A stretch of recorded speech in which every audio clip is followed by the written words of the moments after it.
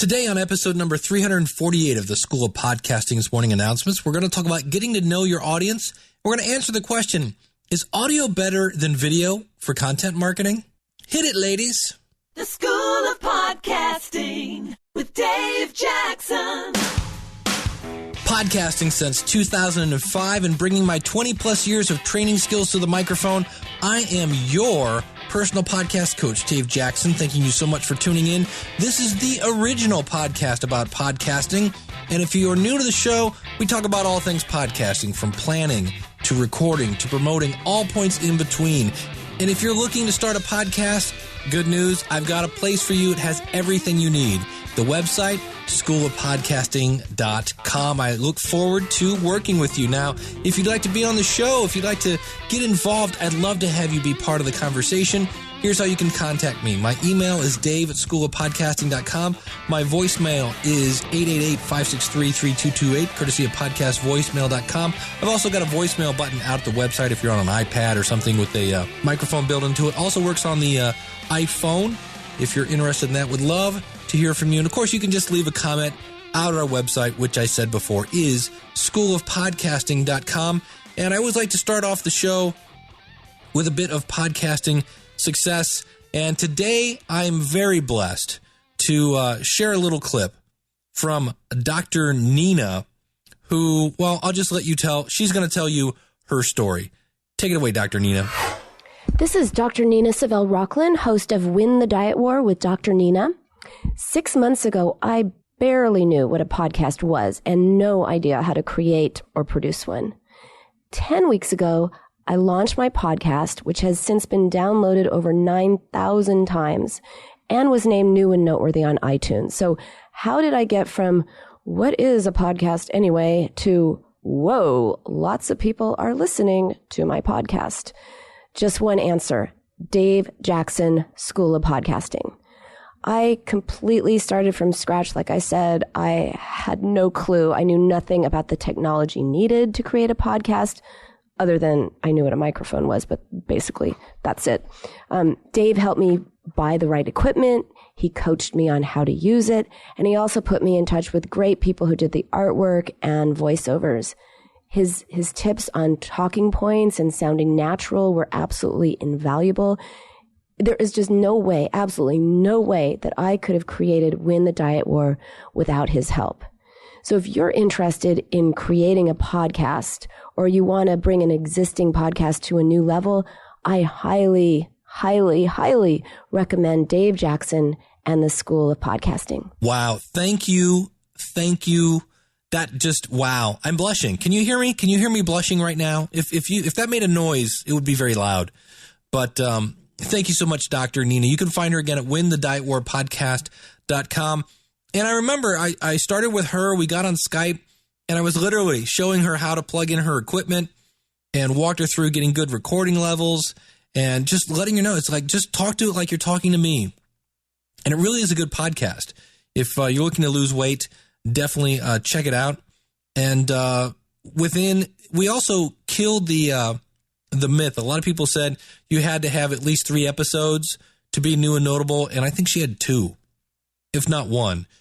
She's had an award-winning blog for years, so she's had the content. It was just a matter of taking that same content now and putting it out in an audio format. And so there you go. This week's podcast success story, Dr. Nina over winthedietwarpodcast.com. Are you the person in charge of your website? Then come check out the Weekly Web Tools podcast at weeklywebtools.com. Each week, we spotlight and review tools. We discuss strategies on web design and promotion. We talk a little SEO, all with the intent of enhancing your website. The Weekly Web Tools podcast. It's the podcast for the do-it-yourself webmaster. Check it out at weeklywebtools.com. Next up, you know I'm always looking into strategies and news about monetizing your podcast and just audio on the internet. And speaking of that, if you're looking to make some money with your podcast, check out my book at Amazon. It's morepodcastmoney.com. And I want to say a special shout out to Jay Walsh from ProPodder.com. You know, I need to have Jay on the show. He's a good guy. He's got a great blog over at ProPodder, easy for me to say, ProPodder.com. And it's actually it's in reference to this article, which was on crazyegg.com by Russ Henenbury. And the title is audio the next big thing in digital marketing? To which I say, share. And so here are a couple things to take away from this. Number one, I've said this before, audio content. And this doesn't mean there's anything wrong with video. By the way, I'll be talking about video a little later with YouTube. But audio content has a distinct advantage in that it is an eye-free zone. You don't have to look at it to listen to it, right? So when I'm driving in my car, when I'm on the treadmill, when I'm walking the dog, I'm doing anything, I listen to podcast to the point where it actually annoys my family because if I'm running the vacuum cleaner, if I'm whatever, doing laundry, I'm listening to podcasts. So my poor family's trying to talk to me and they're like, would you please take the earbuds out? Okay, here's another thing. Digital radio revenue is growing faster than any other audio channel. Right? So again, more people are turning to the internet for things to listen to because traditional radio is awful. It is caca. It is poo. I listened to about 4 minutes of traditional radio today. You know what I heard? Commercials. Yeah. All right. 40% of Americans listen to online radio over the last month. 40%. That's a lot. In 2012, Pandora, which is an online radio streaming service, those listeners on Pandora in 2012 consumed 935,451 years of audio content. That's a lot of listening. 200 plus million devices running iOS 6 are now one click from a podcast. 200 million. Your audience is waiting. Right? Now, Slate Magazine gets over 1 million podcast downloads per month.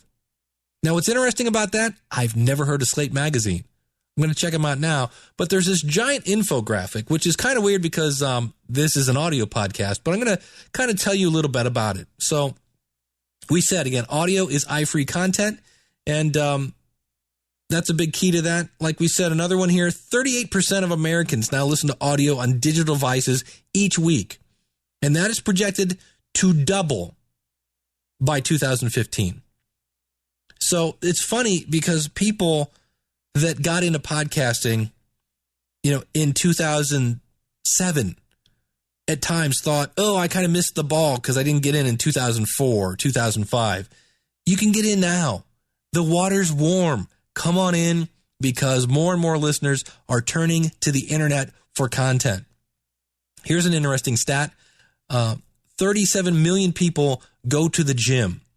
Now, I don't go as often as I should, but what I always notice when I go to the gym, I'm telling you a good 95% of everybody in there has some sort of listening device. There are very few people in there with just nothing on their head watching TV. The average commute in America is 26.4 minutes. That's why a lot of people shoot for a 30-minute podcast. By all means, you can make it whatever length you want. And then 97 million people. That is the number of Americans that drive to work. Ready for this? Alone. Alone with just their thoughts. Why not keep them company? 97 million. Think of 97 million people every morning drive to work alone. That's why I listen to podcasts. And audio is portable. That's the beauty of it, okay? Here's a fun one. Digital radio, quote, revenue, it has in quotation marks, is on the rise.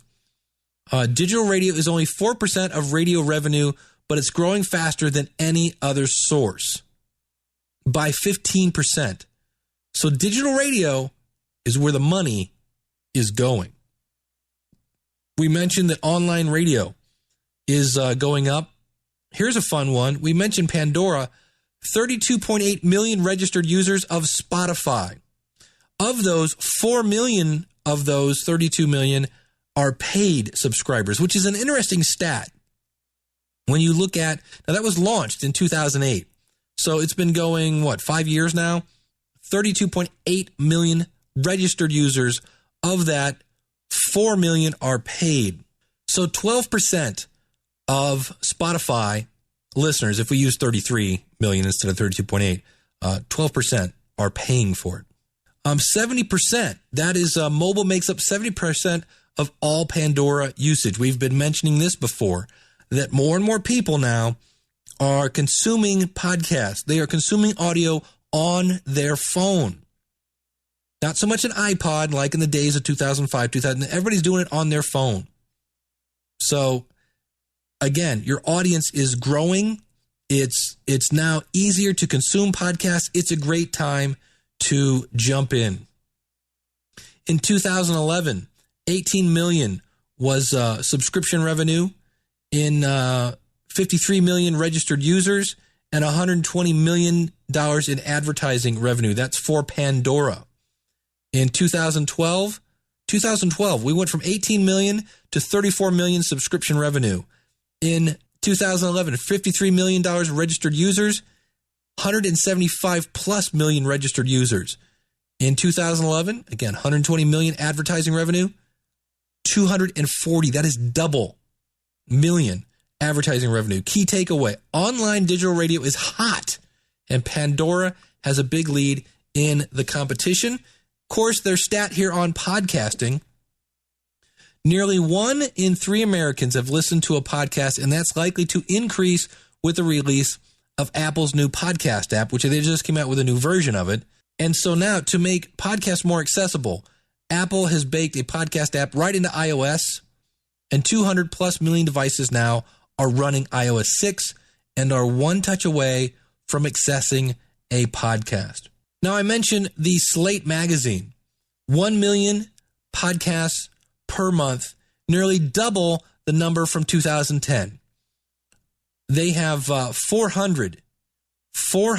400 episodes that reach 5 to 6 figure downloads. And then 19 plus 3, Slate Magazine has 19 podcasts. So if we take that 1 million, let's just do the math here, 1 million downloads a month. So 1,000,000, and we divide that by 19, and that is 52,000 downloads per show every week. Okay? With 3 more on the way, they have to go. All right? They're in the planning phase. Now, if that's not working, you're not bringing more podcasts on board. They're doing that because it's working. And so advertisers pay higher rates to advertise in Slate podcasts than any other kind of content. Slate fills a higher percentage of its ad slots in podcasts than in story pages or videos. Why? Because again, number one, when you advertise on a podcast, unlike radio, where if you didn't hear it at 5:10, it's gone. With a podcast, it's there forever. As long as they keep that episode up, it is there. It is there. And so that's why we can charge more if we want to. We have a niche audience. So it's a great infographic. And I'll put a link to this out in the show notes. Is audio the next big thing in digital marketing? Stats say, yeah.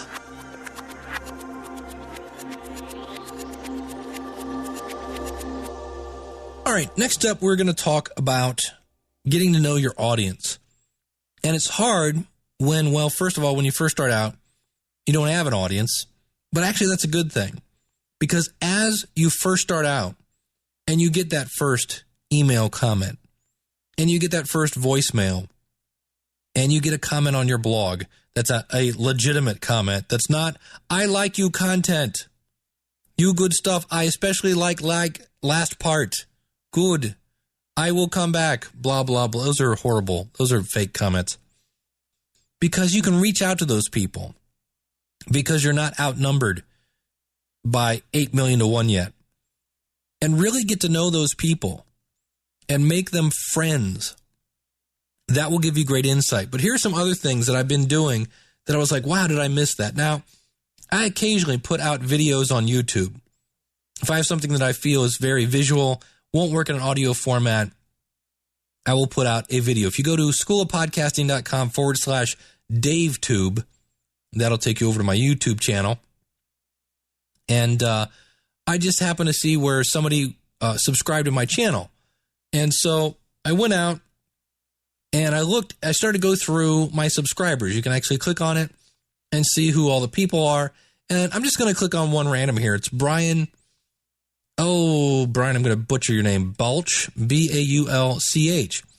And what's cool about this is I can see who he has also subscribed to. And it gives you interesting insights. So, for instance, he listened to, it looks like a testimonial from a voiceover guy. He looked at Finding Your Voice, which is on the Big Vision show, how to bring your real voice to your marketing. That's interesting. Outsourcing Secrets. These are things that he has liked. Superfastbusiness.com. Never heard of that website. So what this will do is give you an insight into what your audience also likes. When I look at Jeff Moeller, who apparently is a trademark workshop leader, and he also follows things like Easy Internet Lessons. He seems to be a bit of a marketer. He's looking at Snap Factory. He's looking at Video Maker's channel. And you can see he's into smart passive income. He likes Brian Tracy. You can kind of get an idea of what your audience is into. He subscribed to Daniel J. Lewis's video blog, which is great. That's my buddy from the Audacity to Podcast.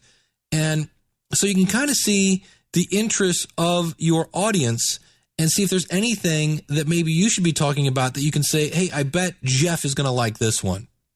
If I do the same thing on my Twitter, which is I'm at Learn to Podcast, I see that David Cunningham, who is the tech man, who does a podcast that is dedicated to helping people understand today's technology.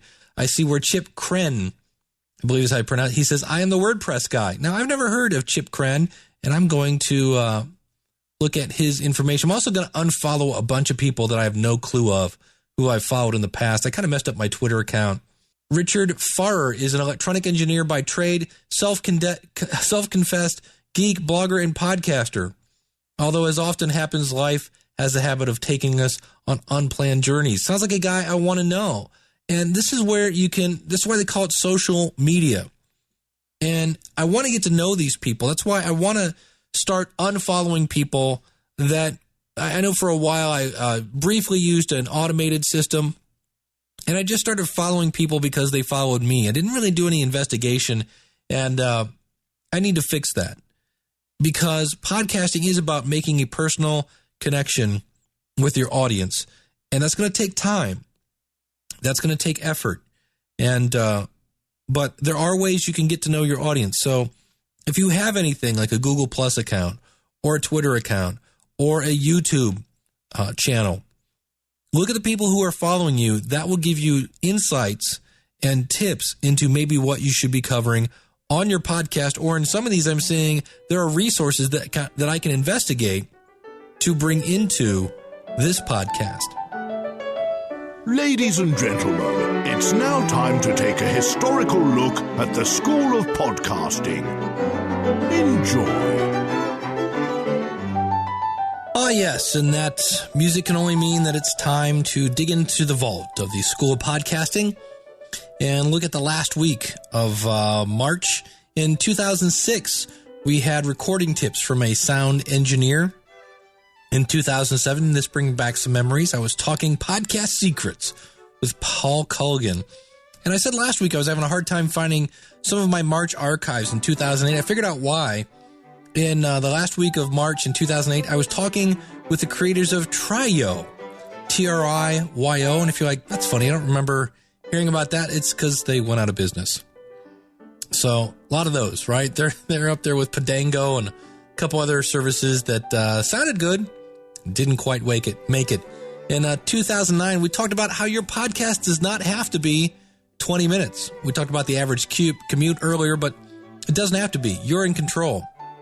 In 2010, we talked about tagging your website. WordPress tags are Google food. And that's actually, more and more people are starting to point that out now, that because there are so many people that try to scam the search engines, it seems like tagging is picking up a little more validity now from different search engines like Google, things like that.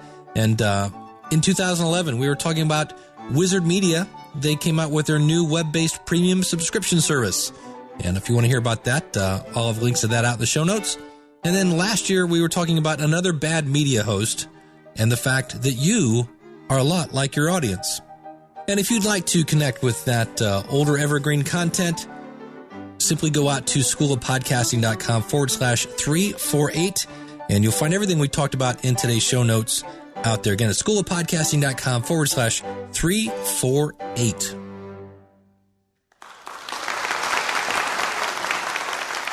Next up, we have an email from Brad Raven titled Contact Request, Help! With feedback. It says, my name is Brad Raven. I'm one of the co-hosts of How Not to Make a Movie, a podcast that's filled a niche, inspiring others to live their dream by listening to us as we write, produce, and screen our own festival movie. While searching for a podcast on this topic, I found hundreds, if not thousands, of podcasts criticizing other films, so we made our own. I unfortunately found your podcast after I started mine. Cody and I are recording our 5th episode tomorrow. That's so new, by the way. Now, this podcast is a little old. I actually replied to him earlier. But anyway, we currently have around 100 listeners a week. Think about that again. If you were in a room with 100 people, that's a lot of people. Now, without paying for marketing, just word of mouth, we're on iTunes, we're on Stitcher, and Podbean. I've heard you talk about Podbean as bad or wrong or a wrong way to go. Why? Let me answer that. He says, I've had no issues so far. So that's question number one. Okay. I'll put a link out to a video I have on YouTube that explains this. In a nutshell, it's not so much Podbean, the hosting. It's the fact that you never, ever want to submit your feed to iTunes. Never submit a feed that you can't somehow, behind the scenes, tell iTunes, don't look at this anymore, look over there. So if you want to leave Podbean, you can. So services like Blog Talk Radio, we talked about that per nauseum a couple weeks ago, Podbean, there are a bunch of most of the free ones have no way of changing the feed later if you want to. And that's just bad. You get stuck then with your bad host. So again, as a host, I found their stats also really awful compared to Libsyn and Blueberry. So yes, they're cheaper, but we're talking about the difference of about $3 here. And also they have some weird stipulations about if you try to monetize your podcast, they, I think, have approval or something where they're just not. And the other thing is that I've always said was really weird about Podbean. I invited them back in the day, like 2006, 7, 8-ish, long time ago, to come on the show and to promote their service because I have their audience right here. I have their audience and I couldn't get them. In fact, it's hard to find out where they are. I did a whole thing on Podbean. If you go over to my blog at davidjackson.org, there's something fishy there, basically, in a nutshell. So his second question is about feedback. Although I would love to have our listenership grow, I would love more listeners to let us know how we're doing or vote on content. We've set up a survey on the Podbean site. Oh, boy. How to make a movie.podbean.com. That's got to go. Vote here. And we've directed listeners there and Twitter and Facebook and email to the vote. Well, number one, that's a mighty long URL. But I've only had about 3% of our listeners participate. That, my friend, could be phenomenal. We talked about, 12% of Spotify people are paying. I think Adam Curry says that only 1% of their audience donates. That's good. I know it sounds weird, but I always say for people about every 100 downloads, I might get some sort of feedback. Or is it 1,000? Might be 1,000. It's a lot. It's more than you think. So we would also love to hear your feedback as well. Content only, please. We discovered our biggest audio issue has to do with reverb. Bought new mics and padded the room for our next episode. Okay, well, Brian, you can submit your stuff over at podcastreviewshow.com/reviewme, and that'll take care of that. So to get listener feedback, I do have a tip on this. We just reviewed the Today in iOS podcast. My wife and I do the podcast review show. And Rob, who does that show, has a cool trick where he puts the title of his podcast, and then at the end of it, and this is in the MP3 file, not on the website. This is in the MP3 file, and many podcast devices, when you're listening to it, whether it be your iPhone, your iPod, your Windows Media Player, iTunes, it will scroll the title. And so Rob put on his, call the podcast at whatever it is, 866-MOONDOG, something like that, whatever his number is. So number one, and the other thing he does, he repeats his phone number a lot. If you listen to 6 Pixels of Separation, that's a podcast I used to listen to, that guy just constantly said his voicemail number. So if I was just going 888-563-3228 all the time, asking for feedback, and between you and me, I really would rather have people use voicemail, use the SpeakPipe or send an email. To me, the quality is just, it sounds so much like a phone. But it's better. I still love the voice. It gives it that personality. But of all the different versions, to me, you usually end up spending a lot of time editing it, things like that. When it's from the phone, when it's my voicemail, I prefer SpeakPipe, email, or comment. But by all means, I love all feedback. So if you want, you have to ask for what you want. So if you want feedback, if I go over to, now your website is, again, hownottomakeamovie.podbean.com. I would buy hownottomakeamovie.com and point that at Podbean. That way, again, you can, redirect it later if you decide to get your own website. And again, you're talking like $7 a month to have your own website. And if you want somebody to help set it up, you can email me with the title Quick Start. I will set up your own WordPress site. I will install all the plugins. I will install WordPress. I will get you up and going. It's not a big deal. I'll even move your old episodes. And so that would be something I would change. I would buy the domain. It just makes you look more professional. And then when I go over to your website, there's nothing here about contact. There's one little icon. I see it here, contact. And when I do that, it brings me to looks like I have to log in to leave a comment. That's pretty crappy. So you want to take away all barriers. If I go to your blog post and click on comments, can I leave a comment? I don't know. It wants me to log into my Facebook account to leave a comment. Well, I'm not real crazy about having Podbean connected to my Facebook account. That's got to go. Another advantage of using a self-hosted WordPress site. Less hurdles, things like that. So there is no phone number on your website. So if I wanted to contact you, I either A, have to connect my Facebook account to Podbean. When I click on the contact page, there's no phone number. So make it easy to contact with folks. That would be my other solution. Now, I haven't listened to your episode yet. Haven't partaken of that. But that would be my big advice would be, if you want people to contact you, whatever you want people to do, whether it's join your email list, subscribe in iTunes, if you want them to call your voicemail, make that as easy as possible. So on your website, I can listen to you on Stitcher. I can download on iTunes. I would change that button to subscribe, but maybe subscribe scares people. You've got some buttons here for Twitter and Facebook and your email. But that email button, for the record, is not, for me, it sounds silly. It really does. But when we're talking about your audience, there's a great book about web design. And when you think about your audience, you want it to make anything you want them to do super easy. So like today, when I say the show notes and I go to schoolofpodcasting.com/348, I'm not asking you to remember some really long file name. I try to make that as short as possible. And so the book is called Don't Make Me Think. And it's all about how to design web pages. And the thought is just to make it as easy as possible. You don't want them to have to look at a button and go, wonder what that does. And sometimes we're a little too close to our own website to figure out what it is. And that's where having just somebody just look at your website for the first time. That's what we do at the podcast review show. We look at your website and just say, here's our first impression. And some people can't take that because sometimes I go, I don't know what it is. So, but in some cases, we're actually getting some great feedback from people that are reviewing, that are being reviewed, and we're helping them out that way. So that would be my first impression. Go into your website. It's not super easy to contact you. So that would be my advice. Make it easy.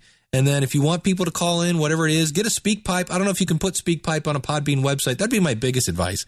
Get away. Get away where you have more freedom, we have more control, things of that nature. And also, many times with these websites, like Blog Talk Radio, to go back and beat, I should have added them. When they put links to your iTunes listing, you get no iTunes love for that. We talked about Dr. Nina being new and notable. If you use Blog Talk Radio, they link it in such a way that, yes, you get a subscriber, but you don't get credit for having a subscriber. And a lot of these free services, no love from iTunes. You get no credit.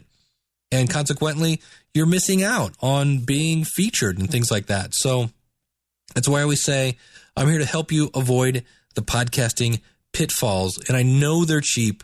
I know in some cases it's free, but in the end, you will shoot yourself in the foot. So thanks so much for the email. That is going to do it for this episode. I want to thank you so much for tuning in. Our website, again, is schoolofpodcasting.com. You can find all my contact information out there.